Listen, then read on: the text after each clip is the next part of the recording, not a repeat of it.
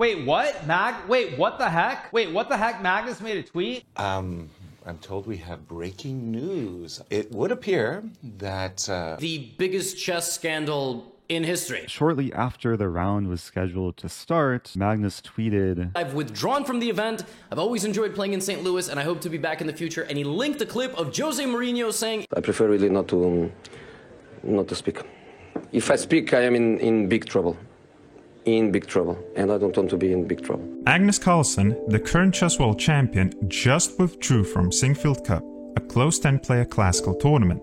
It is the first time Magnus ever withdrew from a chess tournament, and only the third time that a top grandmaster has withdrawn for non-health related reasons. In round 1, Magnus played a near-perfect game and won against the World Championship challenger Ian Nepomniachtchi.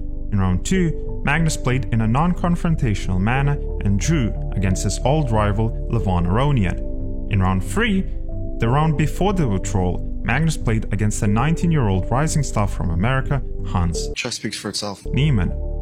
The commentators were surprised with Magnus's questionable opening choice and Hans's incredible composure. The endgame god Magnus Carlsen loses and Hans Niemann gets his revenge. A brilliant game by the superstar? Or just another case of robots making fun of humans. However, what if I told you that something similar has happened twice already?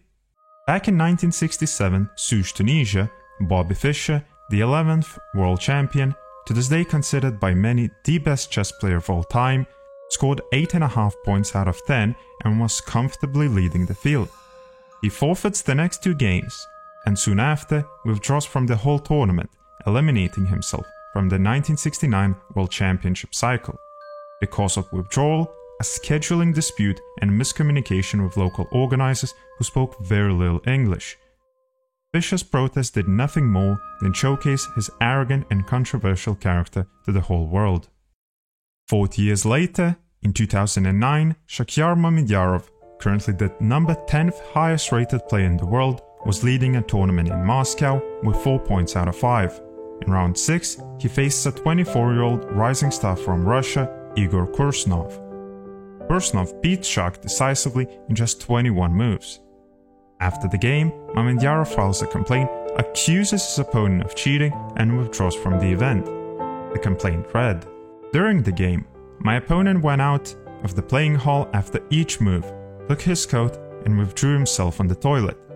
After suspicion of unfair play on move 14, I offered a draw. He refused. We quickly played 11 moves. On the 12th move, I played a move which confused my opponent.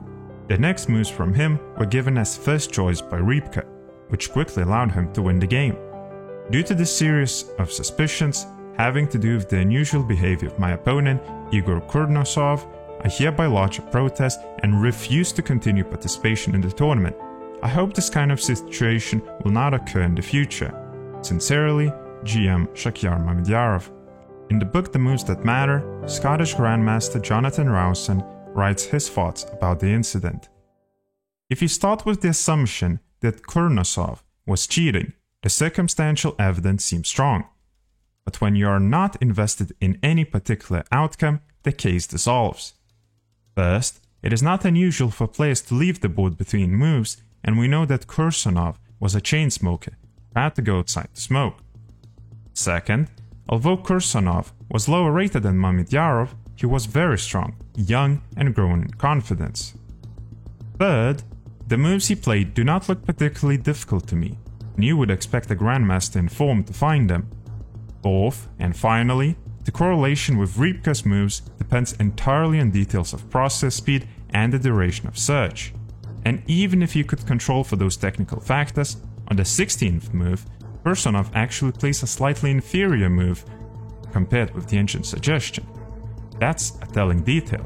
From the perspective of verification, the approach is, look at all these great moves he played that were the same as the computer, he must be cheating. But from the perspective of falsification, the question is, how many bad moves were made that would suggest he may not be cheating? And this potential critical inaccuracy was a case in point. To any fair-minded person, considering the evidence impartially, the accusation against Kursnov seemed completely unjustified. It appears that he created cognitive dissonance in Mamedyarov's mind that could be resolved in one of two ways. Fully accept that he had been outplayed and that he was perhaps neither quite as strong nor quite as revered as he imagined, or decide that such a thing could not possibly happen by normal means and then cobble together evidence to back this comforting conclusion. He chose the latter approach and his reputation suffered.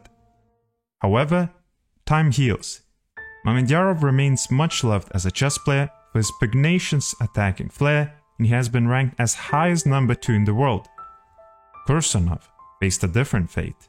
He climbed up the world rankings over the next few years to reach just outside the world top 50, but on 8th of August 2013, he lost his life tragically, knocked over by a car while crossing the road in his hometown of Chelybyansk.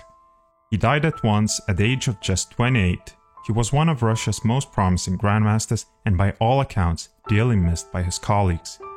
The alleged cheating story gradually dissipated, but it colored the careers of both players over the following few years.